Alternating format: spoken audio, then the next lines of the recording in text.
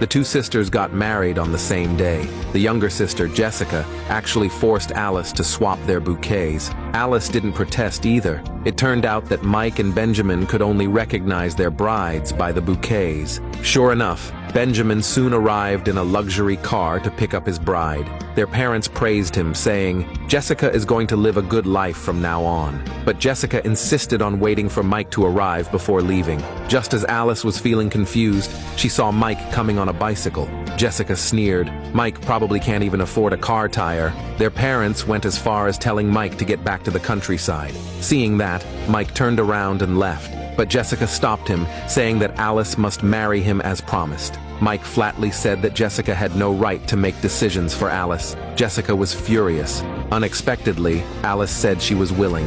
It turned out that both Alice and Jessica had been reborn. In their previous lives, Alice married Benjamin and became the wife of the richest man. But at a banquet, she was kidnapped by Jessica, who was jealous of Alice's wealth, because she herself had married a poor man, Mike. Then she drowned both herself and Alice. Before dying, Alice made a vow that in her next life, she would only seek true love. When she opened her eyes again, they were back on their wedding day. Mike was shocked and said, "Alice, are you really willing to marry me?" Alice recalled her previous life, where Benjamin used her to trade for business deals, and she said all she wanted was Mike's love.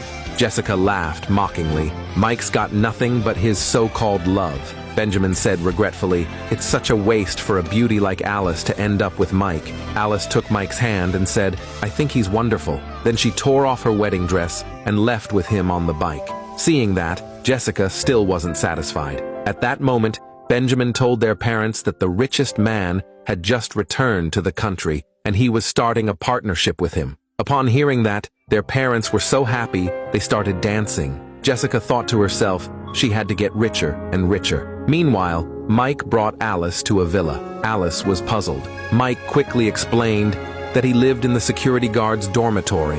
In fact, Mike was the real richest man.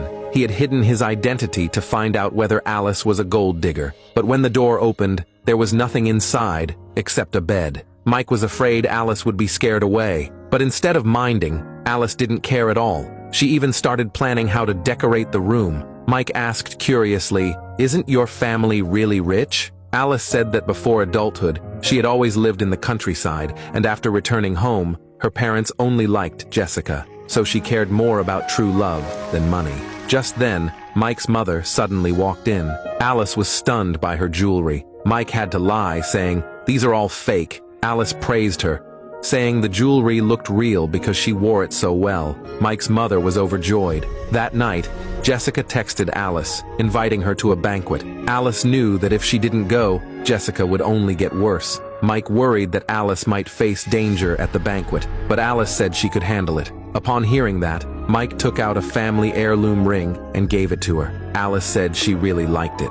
The next day, as soon as Alice entered the banquet, Jessica mocked her outfit as ugly. Benjamin leaned in and said, "I can help you find something better to wear." Alice quickly stepped away. Benjamin hugged Jessica and retorted, "I'd never be interested in someone as low class as Alice." Alice didn't want to stay any longer, but Jessica forced her to socialize with the guests and made her introduce herself.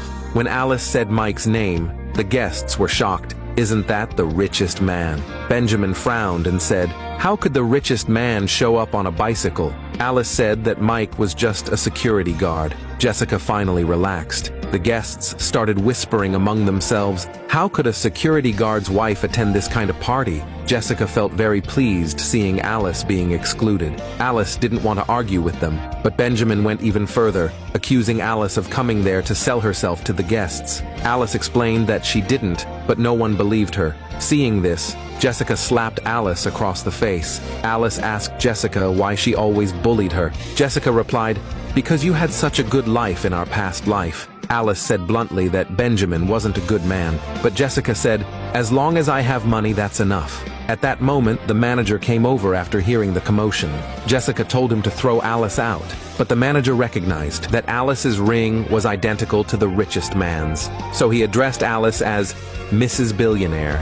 Everyone was stunned, but Alice said she didn't even know the richest man. The manager had to say he must have made a mistake. Jessica finally calmed down, but after the manager left, He secretly informed Mike about what had happened. Upon hearing it, Mike dropped everything and rushed to the banquet. Just then, Alice's parents came over angrily. Her father said he wouldn't give Alice a single penny anymore.